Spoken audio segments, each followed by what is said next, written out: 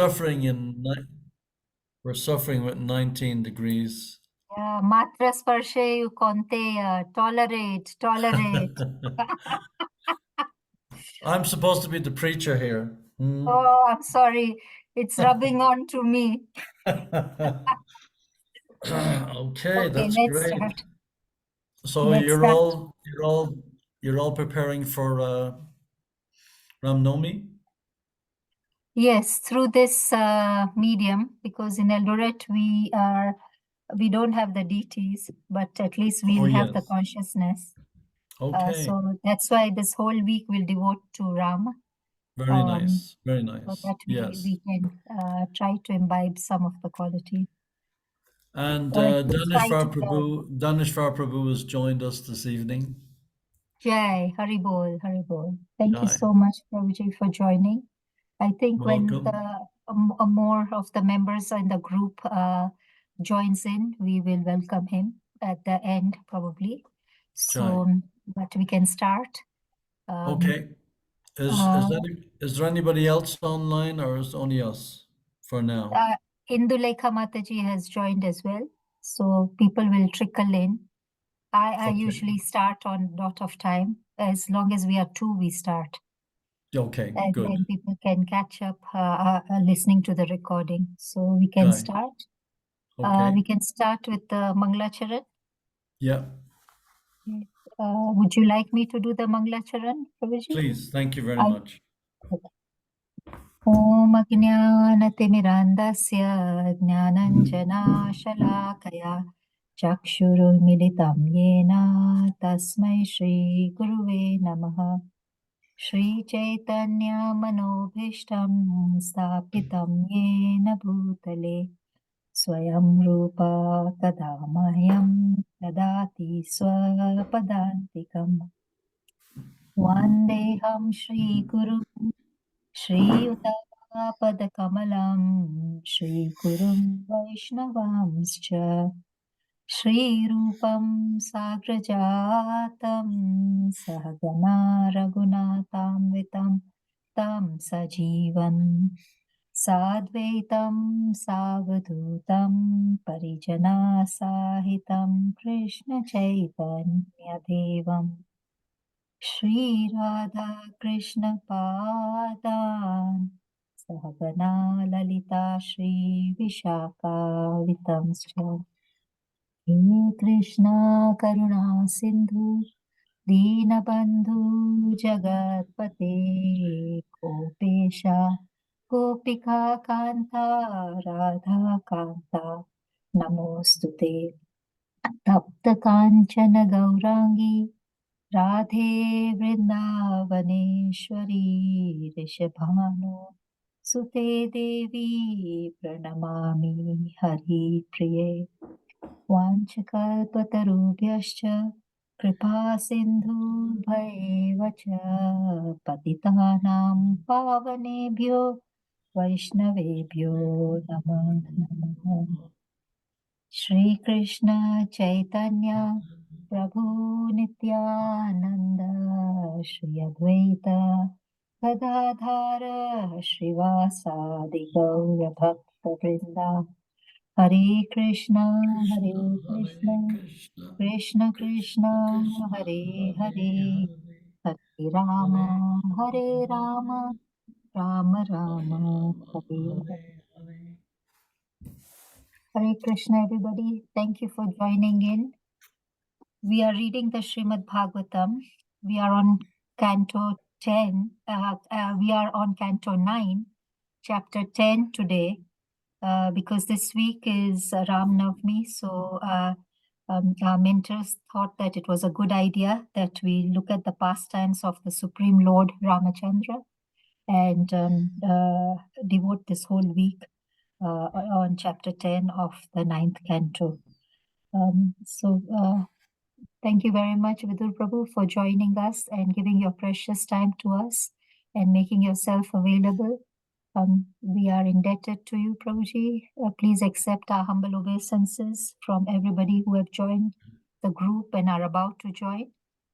Prabhuji, I hand over to you and I will keep my video on when I'm not speaking, and when I'm speaking, I'll switch it off because, as you said, my voice is breaking off. Okay, that's great. And Thank you very much, Jai. Om Gyana Timirandasya Ganangana Shalakaya Chakshur Unmilitam Jaina Tasmai Shri Gurave Namaha. So we're on the second canto, and but we decided collectively this week that we'd focus for the next 7 days on the pastimes of Lord Ramachandra in the ninth canto, chapter 10, text number 1. Sri Sukha Uvacha Katvanga Digabahuscha Ragustasmat Pitu Shravaha Ajastato Maharajas Tasmatasat Rato Bhavat. Translation. Sukadeva Goswami said, the son of Maharaj Katvanga was Dirgabahu, and his son was the celebrated Maharaj Raghu. From Maharaj Raghu came Aja, and from Aja was born the great personality Maharaj Dasarat. Text 2. Being prayed for by the demigods, the Supreme Personality of Godhead, the Absolute Truth himself, directly appeared with his expansion and expansions of the expansion. Their holy names were Ram, Lakshman, Bharat, and Shatrughna. These celebrated incarnations thus appeared in 4 forms as the sons of Maharaj Dasarat. Purport by His Divine Grace, A.C. Bhaktivedanta Swami Srila Prabhupada. Lord Ramachandra and his brothers, Lakshman, Bharat, and Shatrughna, are all Vishnu Tattva, not Jiva Tattva.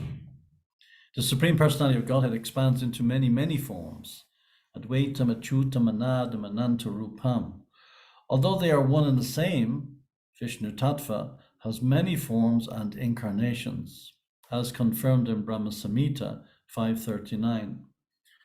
Ramadimurtishu Kalaniyamamena Tishtan.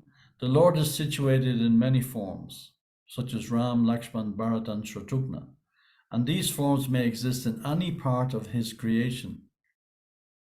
All these forms exist permanently, eternally, as individual personalities of Godhead, and they resemble many candles, all equally powerful. Lord Ramachandra, Lakshman, Bharat, and Shatrughna, who being Vishnu Tattva are all equally powerful, became the sons of Maharaj Dasarat in response to prayers by the demigods. So this is an interesting point.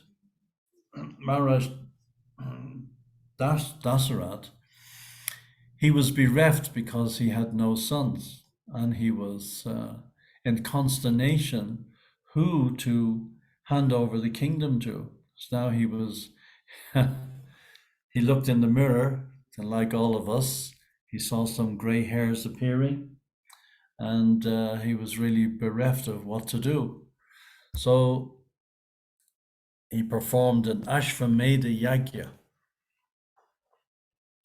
From this Ashvamedha Yajna, there became so many substances, and one of the substances of which was brought forth was sweet rice. Everybody loves sweet rice. So he gave portions of the sweet rice to his wives and his 3 wives, and they gave birth to 4 wonderful personalities who were expansions of the Supreme Lord himself. Directly, the same personalities of the Supreme Lord manifested in different forms. So he prayed for 1 son and he got 4. So he was in absolute ecstasy. So then Shukadeva Goswami goes on to say, O King Parikshit, the transcendental activities of Lord Ramachandra have been described by great saintly persons who have seen the truth.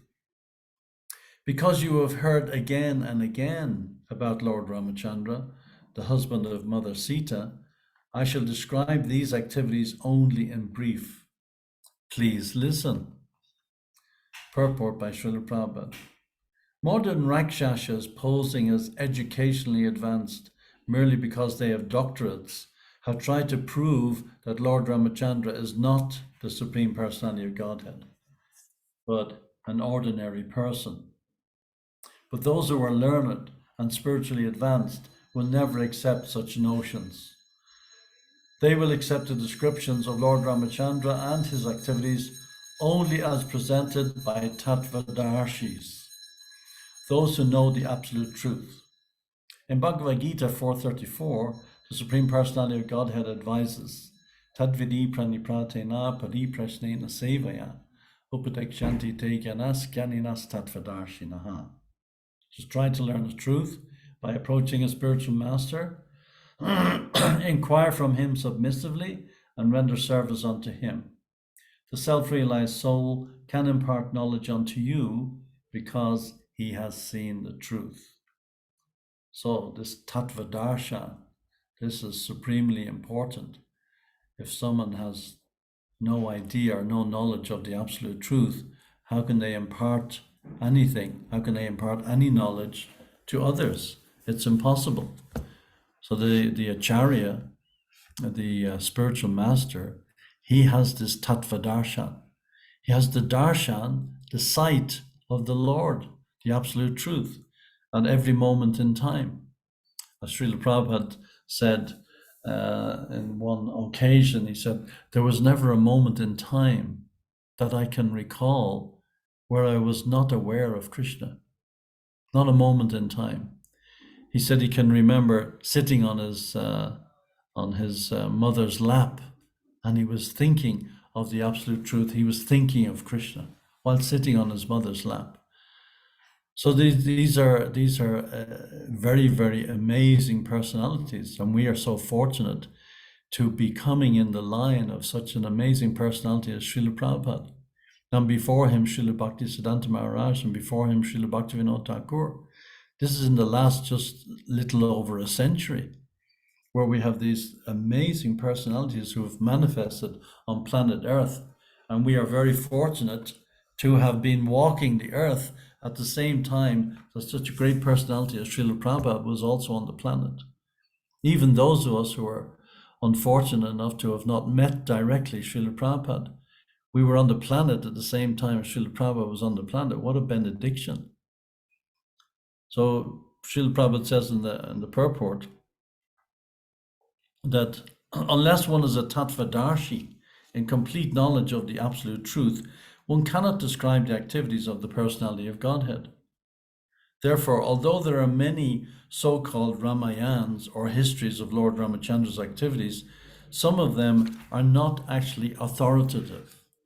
And we certainly know that from some, just like there are so many versions of Bhagavad Gita in existence, but they're not authoritative. That's why Srila Prabhupada put a stamp on his own Bhagavad Gita, which he introduced to the world, which actually became the biggest seller. I was reading a discussion between Prabhupada and one professor in India. He was explaining to Prabhupada that the previous Bhagavad Gitas before me, they were only selling a few hundred here and there. But then when we printed our Macmillan Bhagavad Gita, we were selling hundreds of thousands all over the world. It's the biggest seller. That's why Prabhupada put a stamp on his Bhagavad Gita as it is, because it's authoritative. And he was very, very happy with the fact that he didn't change a single word.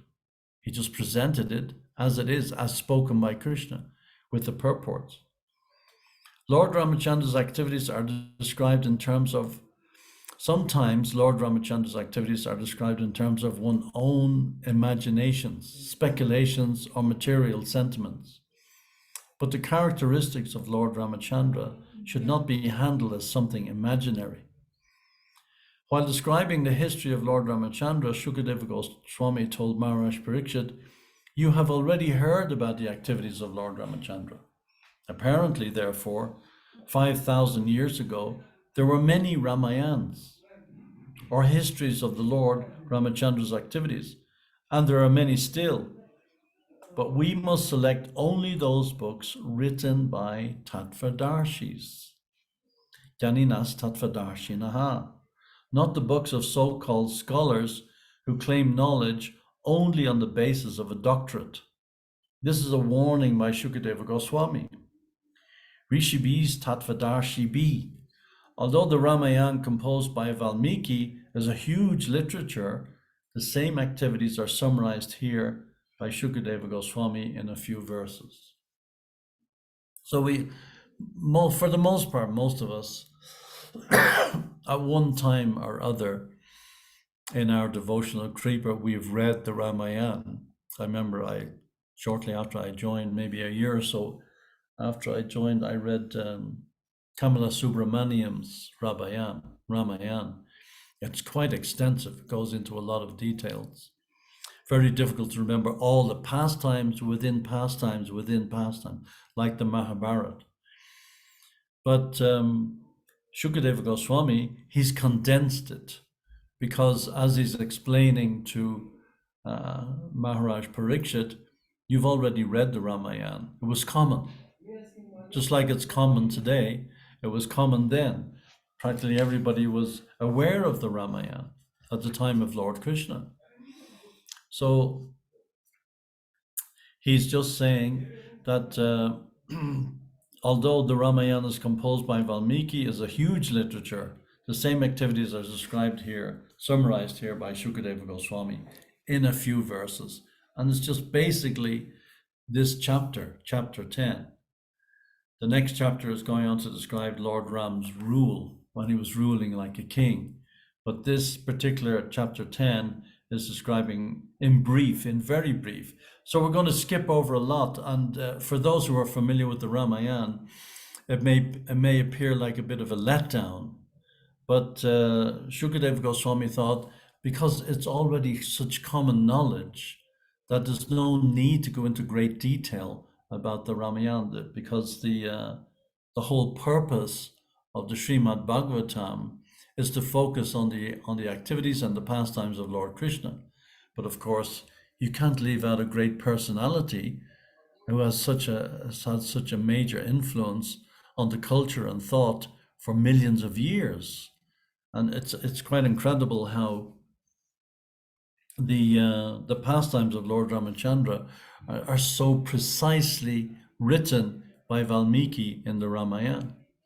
And all the incarnations of the Lord that are common to us, of course, there are multifarious incarnations, but they're the major incarnations of the Lord that we discuss in our activities when we're reading Srimad Bhagavatam. It is described every single detail, which village the Lord is going to be born in, which village was he born in. There's the prediction in the Srimad Bhagavatam about the birth of Lord Buddha, who appeared just 2,500 years ago. His activities are described, his birthplace, his parents. So it's very, very precise information. And Lord Kalki, who's going to come 400 and odd thousand years from now, his birthplace and his parents are also described. So it's authoritative, not simply some mental speculation where people imagine that, oh yeah, this is an incarnation of God, or somebody stands up tomorrow morning and claims, yes, I'm an incarnation of God. So where's your authority for such a claim? So Shukadeva Goswami is establishing the fact that the Lord Ramachandra is an authorized incarnation of the Supreme Personality of Godhead. There's no room for mental speculation, as Prabhupada is saying here. Try to learn the truth by approaching a spiritual master. This is the only way in which we can gain any idea of knowledge, any idea of anything. As Prabhupada explained so many times, if we want to understand the basics of even material life, you want to be an engineer, or you want to be a doctor, or you want to be a lawyer, or you want to be anything in life, you have to follow somebody who's already engaged in that process, somebody who's engaged in that kind of a career. If you want to be a simple car mechanic, you have to learn from a car mechanic how to be a car mechanic. If you want to be a simple street sweeper, you have to learn from somebody who knows how to use a sweeping brush. It's not the simplest things in life we have to learn. I had to learn from my mother how to wash the dishes and how to brush my teeth. So we all have to learn, no matter what it is, we have to learn from somebody else. Even so, what to speak of spiritual life, something as important as our very existence, we have to learn from someone.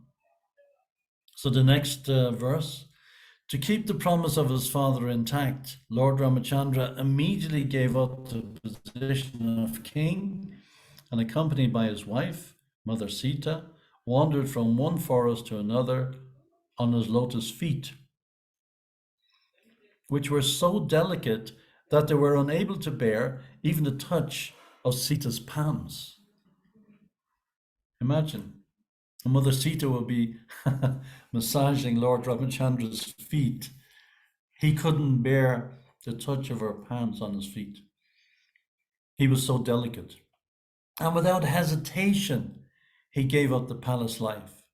He's now about to be crowned king. We all know the story, and we'll just stick with the verses and the purports, and maybe delve a little bit into the Leela. We can't cover the Leela of Lord Ramachandra in the space of a 1 hour session, but we'll just stick with the translation and the purports and give the odd comment here and there, because there's so many things, and if we get into all of it, we'll go on for days and days and days. That's why we spread this over a period of 7 days. The Lord was also accompanied by Hanuman, king of the monkeys, or by another monkey, Sugriva, and by his own younger brother, Lord Lakshman. Poor Lakshman, he got the bad end of the stick in this particular Leela. Normally, the Lord's brother appears as the older brother.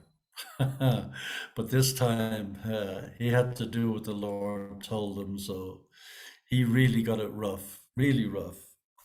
And particularly in this particular instance, when Sita was kidnapped, that was such a heart-rending pastime when Sita was kidnapped, and Lakshman's responsibility in the whole thing. Every part of the Ramayana, it just brings you to tears. Every single part of it. That's why it's such a captivating Leela.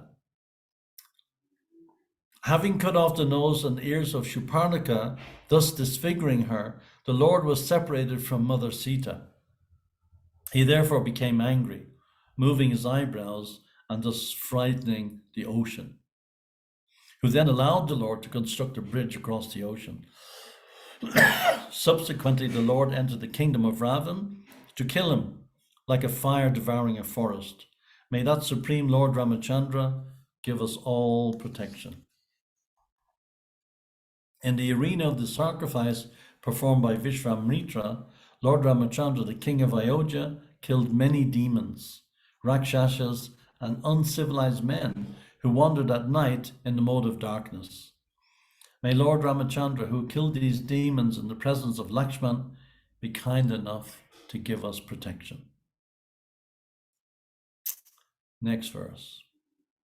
Translation. O King, the pastimes of Lord Ramachandra were wonderful, like those of a baby elephant. In the assembly where Mother Sita was to choose her husband, in the midst of the heroes of this world, he broke the bow belonging to Lord Shiva. This bow was so heavy that it was carried by 300 men. But Lord Ramachandra bent and strung it and broke it in the middle, just as a baby elephant breaks a stick of sugarcane. Thus the Lord achieved the hand of Mother Sita, who was equally as endowed with transcendental qualities of form, beauty, behavior, age, and nature. Indeed, she was the goddess of fortune who constantly rests on the chest of the Lord. While returning from Sita's home after gaining her at the assembly of competitors, Lord Ramachandra met Parashuram. Although Parashuram was very proud, having rid the earth of the royal order 21 times, he was defeated by the Lord, who appeared to be a Kshatriya of the royal order. Text 8. Carrying out the order of his father, who was bound by a promise to his wife, Lord Ramachandra left behind his kingdom, opulence, friends, well-wishers, residents, and everything else, just as a liberated soul gives up his life, and went to the forest with Sita. Purport. Maharaj Dasrat had 3 wives. One of them, Kaikeyi, served him very pleasingly, and he therefore wanted to give her a benediction. Kaikeyi, however, said that she would ask for the benediction when it was necessary. At the time of the coronation of Prince Ramachandra, Kaikeyi requested her husband to enthrone her son, Bharat, and send Ramachandra to the forest. Maharaj Dasrat, being bound by his promise, ordered Ramachandra to go to the forest, according to the dictation of his beloved. And the Lord, as an obedient son, accepted the order immediately. He left everything without hesitation, just as a liberated soul or great yogi gives up his life without material attraction. Text 9. While wandering in the forest where he accepted a life of hardship, carrying his invincible bow and arrows in his hand, Lord Ramachandra deformed Ravan's sister, who was polluted with lusty desires, by cutting off her nose and ears. He also killed her 14,000 Rakshasa friends, headed by Kara, Trishira, and Dushana. So, those are the nine verses that I've been allocated for this evening. And we see that the Lord was completely and totally renounced. These are one of the qualities of the Supreme Personality of Godhead. He's all wealthy, he's all famous, he's all beautiful, and one of the qualities is renunciation. So people, Prabhupada describes on many places, someone may be famous, someone may be beautiful, someone may be wealthy, someone may be powerful, and so on and so forth, but there's not one single person in existence who has all these qualities combined. And even combined with all these qualities, nobody in existence can just renounce everything just like that. As the Lord, as is described here, the soles of his feet were so delicate that even the palms of Mother Sita touching him caused pain. And yet he gave it all up and went out into the forest. And nobody wins. Nobody won in this case. Of course, the ultimate reason for the Lord being banished to the forest, we know, was to defeat Ravan, and that came at a later stage, and the whole pastime surrounded with that, and meeting with the monkeys, and meeting with Jambavan and the bear, and so on, and throwing the stones into the ocean and creating the bridge. All that is just the wonderful pastimes of the Lord. But one of the pastimes that really struck me was the pastime of Jatayu. He's the most, what would you say, the most martyr type personality in the whole Leela of Lord Ram's appearance.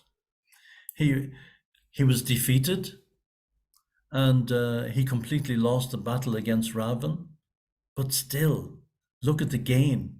In his defeat, he's just such a memorable character in the Ramayana. He gives his life, but what does he receive?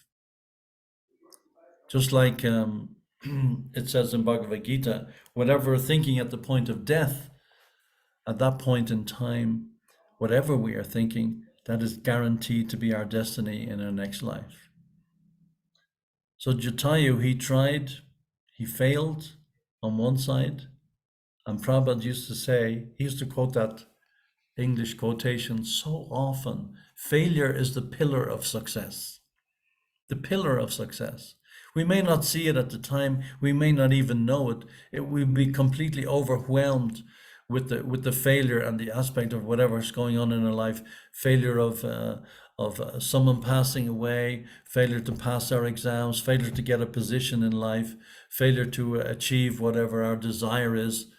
We can never see what is in store for us and what the Supreme Lord is planning for our next move. We become surrounded by the image of depression and darkness, and when is it going to go away? When am I going to see the light? And when is it going to happen?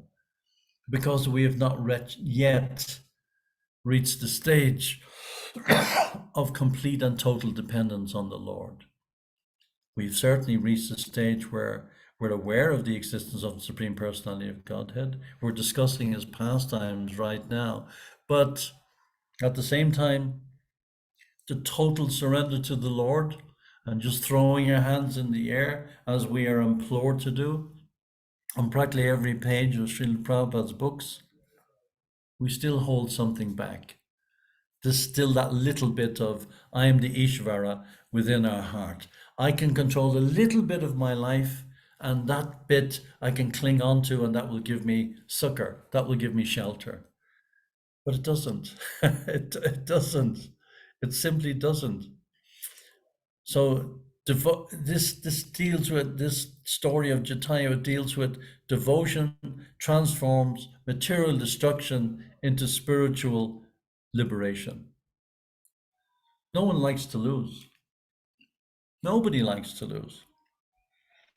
When we find ourselves losing, we team up with someone stronger to emerge victorious.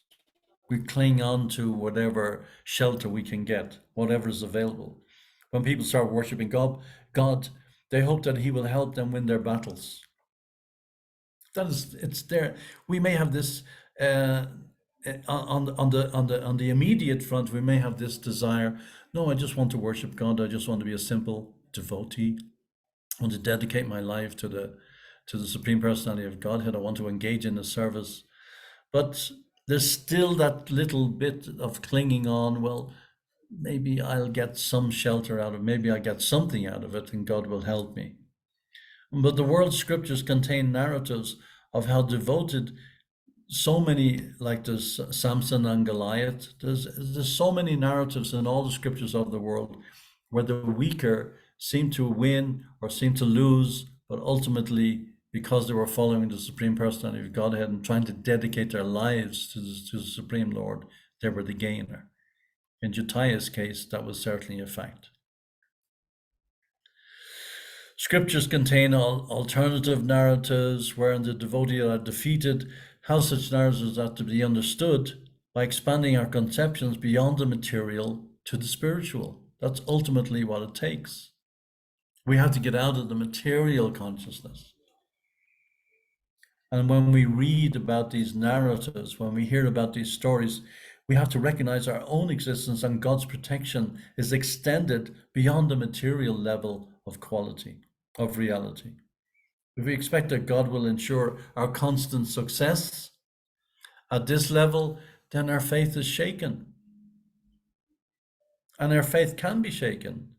And it's not like it's something abnormal if our faith is shaken because we have met some defeat in life or we've met some tragedy or adversity in life. It is natural that our faith is shaken. We've placed all our faith and strength and our intelligence and our activities in the service of the Lord, and somehow or other things don't quite go according to plan.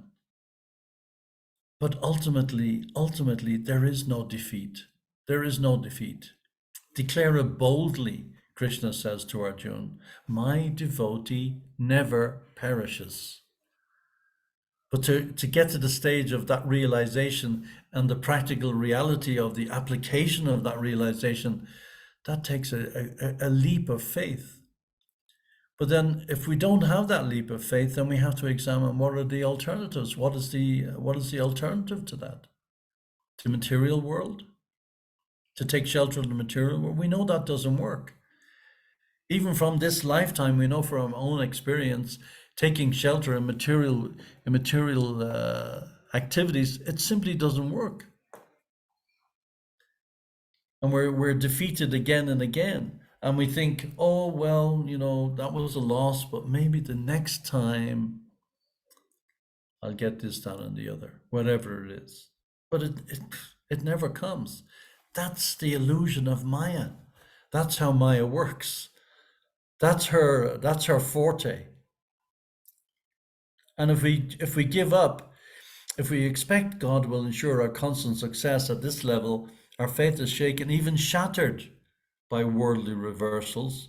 More importantly, if we go down that road and our faith is shaken, we'll deprive ourselves of the many eternal blessings available at the spiritual level of reality. And that's just so unfortunate. We've come so far. Why would we give up now? So, to understand how spiritual vision can change our perception of reversals, let's just look at that case of Jatayu. He's a vulture. What do vultures eat? I mean, they eat dead corpses. We all know that. In some versions of the Ramayana, he's described as an eagle, but for the most part, and eagles also eat dead corpses. So Garuda eats snakes. So I mean, he's Lord Vishnu's carrier, and he chased so many snakes and destroyed, and he's the one who Kalia is afraid of. That's why he took quick action and disappeared from the Yamuna when Krishna chastised him. So vultures, they eat dead corpses. So here's, practically speaking, from a material point of view, the lowest of the low. But Jatayu was no ordinary vulture. He was a demigod. And he had promised on the previous occasion, he was a friend of Dasarat. And he had promised Lord Ramachandra that he would take care of him and he would defend him, and he warned him about all the different Rakshasas and demons that were living in the forest. And he told Ramachandra, if there's any need for my service at any point in time, just call and I'll be there. So he spotted the lecherous demon abducting Sita by sidetracking her protectors. As he was carrying Sita through the airways in his mystic chariot, Sita desperately called for help. Though Ram and Lakshman couldn't hear, being so far away, someone else heard and acted. Sita saw the vulture Jatayu rising from a tree, and the elderly Burl, a friend of Dasrat, Sita's father-in-law, he was residing in the Dandaka forest, not far from where the small ashram, the small hut of Sita and Lord Ram was placed. Jatayu, previously, when they came, he welcomed them almost with parental affection. He was almost like a father. He was old.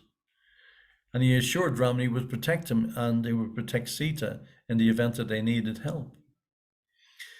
But being the wife of a warrior, she was also the wife of a Kshatriya.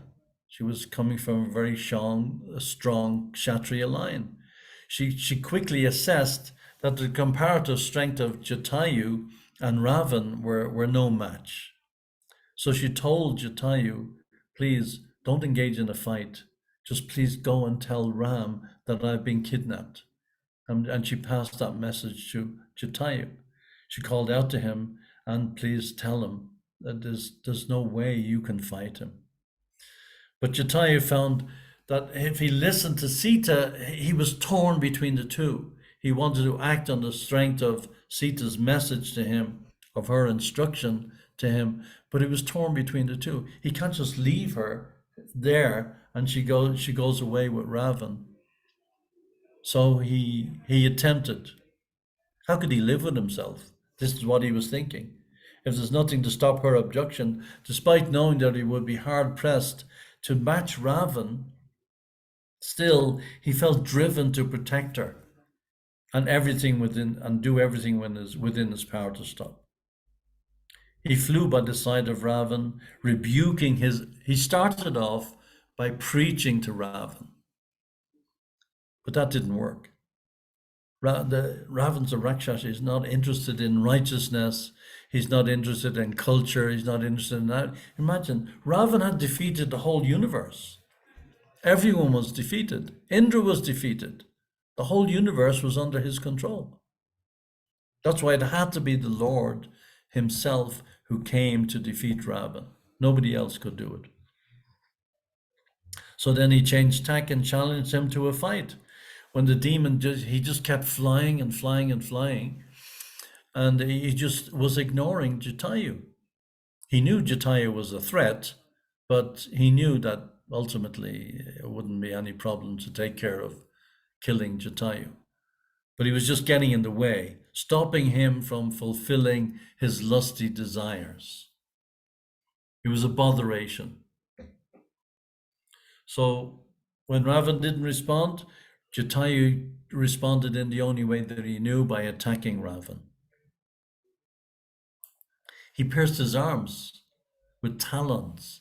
He's picking at him. He's huge. His wingspan was something that is described in Ramayana. I forget the exact, but it was absolutely massive, something like 200 feet.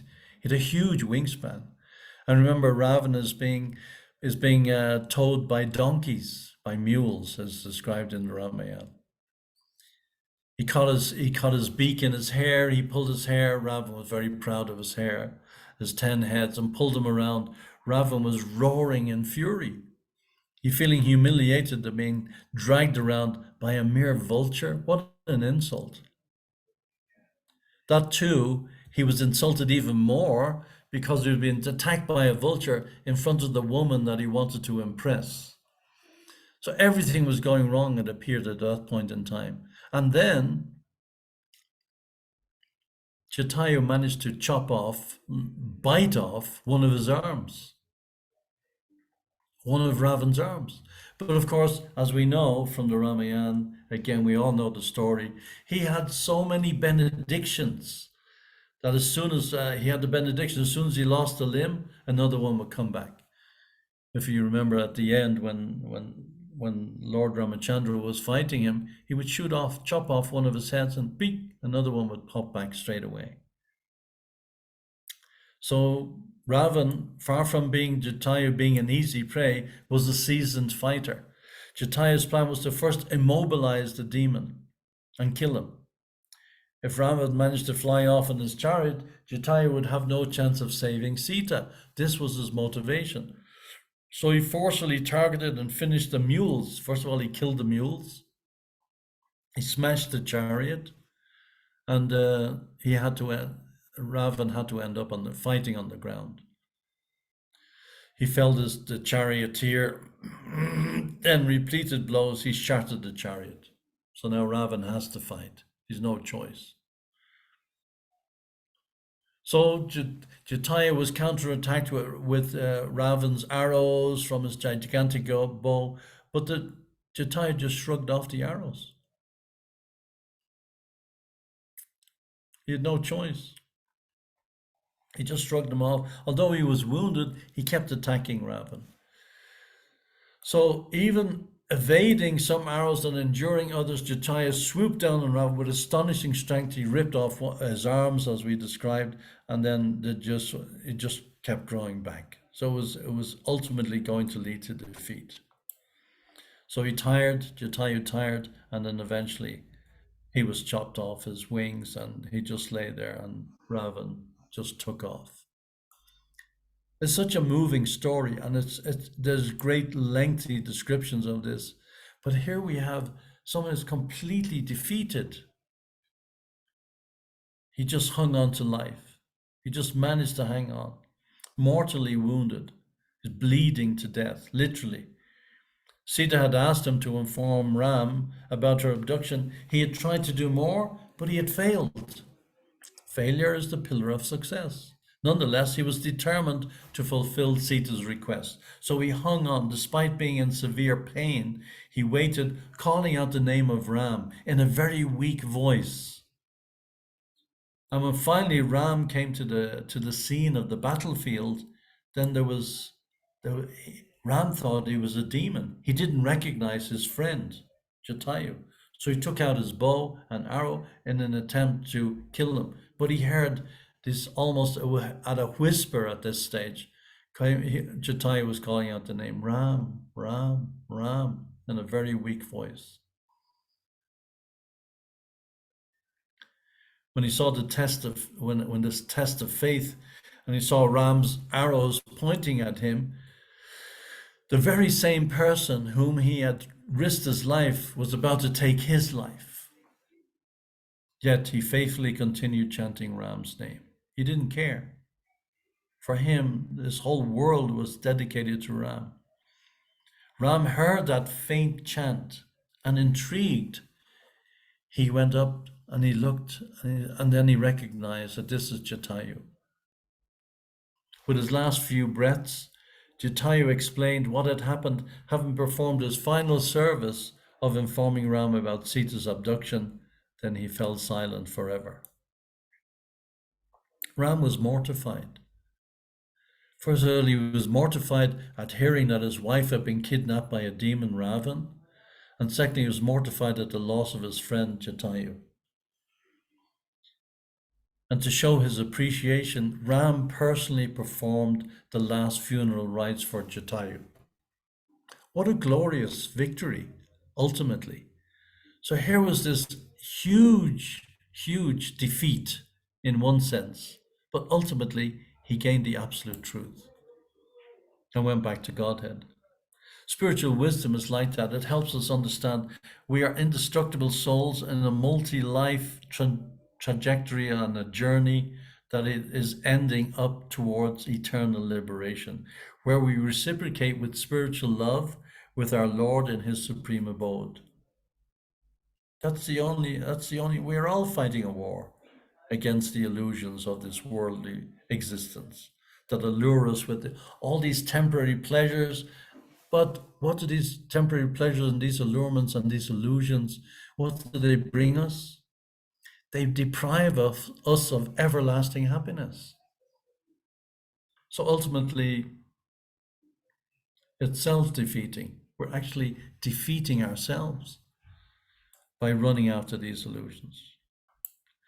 More important than succeeding in life, in avoiding death, an avoidance that can't be continued forever, is succeeding in remembering God, the highest reality beyond the world of death. So Krishna explains in the Bhagavad Gita, our mentality at the point of death determines our post-mortem destiny. If our consciousness is fixed on God at the time of death, that will be our destiny. If our consciousness is fixed elsewhere, then that will also be our destiny. Prabhupada, in a conversation with one Indian man, I think it was in Bombay on a morning walk on Juhu Beach, Prabhupada is discussing this very point. And he says, well, you know, the Indian man said to Prabhupada, well, just at the point of death, then I'll just chant Hare Krishna and everything will be fine. Prabhupada says, maybe. So, but just like when you're in college or in school, you're preparing for your exams. If you think you can just walk into the exam and just pass it without any preparation, without attending any classes or lectures, then what will be the result? You can't blag it. You have to be practicing. You have to be engaging with the process of studying. So similarly with spiritual life, we have to be engaged in the process of studying and engaging with spiritual activity. Then it becomes a second nature to us. It's not something that we feel that, we can just wing it on a wing in a prayer. And if we're engaged like that, then at the point of death, even though the body is so upset in so many ways, still the Lord's name will enter our heart. And Prabhupada says, even if you're thinking the name of the Lord, if you can't utter for whatever, if you're just thinking the name of the Lord, that is the same as the Lord himself. Just thinking of Krishna, meditating on his pastimes. So it becomes second nature to us. So that when the ultimate test comes, then we are prepared for it. But if we just go along in the hope and the expectation that, well, when the time comes, then I'll just do it. It doesn't work like that. It may, but Why take that risk? You know, there's so many wars going on at the moment, so many fights, so many catastrophes, messes. But war planners, they know that sometimes accepting defeat in one particular your forces and then attacking from a different angle. So sometimes we just have to accept defeat in life. We just have to accept at times that there is adversity. It's a part of the life of the material world. Srila Bhakti Siddhanta Maharaj, he said, this material world is no fit place for a gentleman. And that's a fact. It is no fit place for us. It is not our place. No matter how high we go in the planetary system, we go to the heavenly planets, Swarga Loka, whatever, it makes no difference. Ultimately, we have to face the point of death. And we have to be prepared for that moment in time. It's unlikely. I mean, we're not Jatayu, certainly not.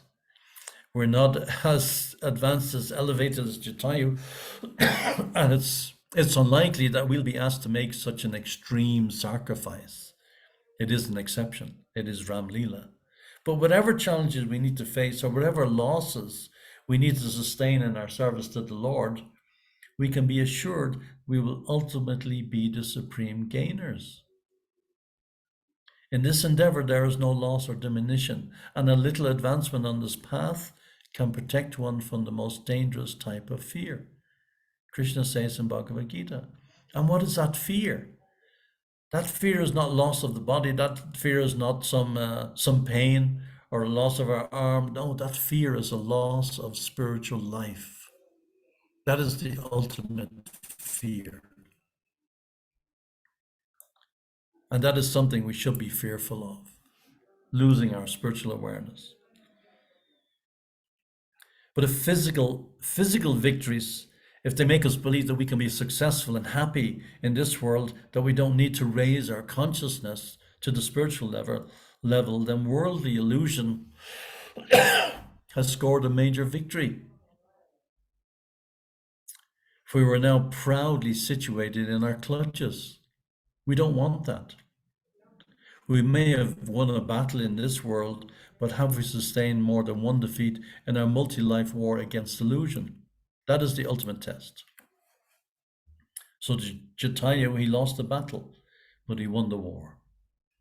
So we can afford to lose a battle here and there. And we can also be victorious in defeat. It may appear from time to time when things are low that we are actually going down the slippery slope of illusion that we just can't handle it anymore. But we have to mark our battles. We have to pick our battles, and we have to know which ones we can win, which ones we can just walk away from. So we want to walk away from the battle with illusion. We don't want to be in illusion anymore. We have to try our best to stay fixed, to stay focused, and then ultimately we're the greater gainer. There's no defeat. There's no defeat in Krishna consciousness. Declare it boldly, O Arjun, my devotee never perishes. Jai, I think our time is approaching. If there are any questions or comments, I think there's only us in this in this endeavor. There is no loss or diminution, and a little advancement on this path can protect one from the most dangerous type of fear. But anyway, that's what little bit that I can remember from years ago. It must be 30 years since I read the Ramayana. I only deal with the Ramayana, with Ram Katha, when it comes around to this time of the year. But it's a long time since I read Kamala Subramaniam's book. But that story of Jatayu, it always stuck in my mind. It was always, it's a heart wrencher. And he went through so much, but ultimately he won. He gained. And we can also be in the same situation. We can also be the gainer and the winner. So, is that okay? Thank you very much, Prabhuji, for this story on Jatayu. We know the story, but we saw Jatayu in a new dimension and equating it to our bhakti as well. So how determined we should be. A corpse-eating bird could do that. We have a human form, so I'm speaking for myself. This is a wake-up call for me. Thank you so much, Prabhuji. Dear devotees, today we have with us Dhaneshwara Das with us. Prabhuji, is it possible for you to put on your video so we can see you? He has just joined today, and we would like to welcome him with 3 Hari Bols. So everybody kindly unmute and let us welcome Dhaneshwara Prabhuji to our group. Prabhuji, we meet every day at the same time, same link. We start on time, we finish on time, and you are welcome to this group. Let us all chant 3 Hari Bols for Prabhuji. Prabhuji, where are you joining us from? I'm in Croatia right now. Hare Krishna. Hare Krishna. Thank you Hare so much for Krishna, Hare joining. Krishna. Let us welcome Prabhuji with 3 Hari Bols. Hari Bol. Hari Hari Bol, Bol. Hari Hari Bol, Bol, Hari Hari Bol, Bol. Hari Bol. And also, who is Gita Life? Gita Life is Yes, Bhakta it's Mugo. Dennis Mugo. Mugo. Hare Yeah. Krishna, Hare Hare Beautiful, Krishna. beautiful peacock. Yeah, Hare Krishna. Yes, Hare Krishna. Thank you so much. So, are there any questions or comments for Vidura Prabhu? Since we are just 2 minutes away from our time, I will hand over to Path Prabhu. Path Prabhu, Hare Krishna. Hare Krishna. Thank you very much, His Grace Vidura Prabhuji. Also, Dhaneshwar Prabhuji is present here. So, it is our great on the occasion of Sri Ramchandra appearance day, Ram Navami. We are just reading this Srimad Bhagavatam 9th canto and chapter 10, the pastimes, the glories of Lord Ramchandra. So, thank you very much, everyone. Also, first, thanks to Vidura Prabhuji to highlight all the points, like how the Jatayu is defeated the fight but won the war. So thank you very much, Prabhuji, for your point. And also I thanks all the devotees who is joining in this forum. I request everyone, please unmute yourself and chant Hare Krishna mantra for a clarification of His Grace Vidura Prabhuji. Please join. Hare Krishna, Hare Krishna, Hare Krishna, Hare Hare Krishna, Krishna, Krishna Hare Krishna, Hare Hare, Hare, Hare Rama Hare Rama, Rama, Rama Rama Rama, Hare Hare Hare. Hare. Vancha Kalpa Tarubhyascha, Kripa Sindhubhya, Patitanam Bhavanebhyo, Vaishnavebhyo Namo Namaha. Namo Namaha. Srila Prabhupada ki jai. Jai. Jai.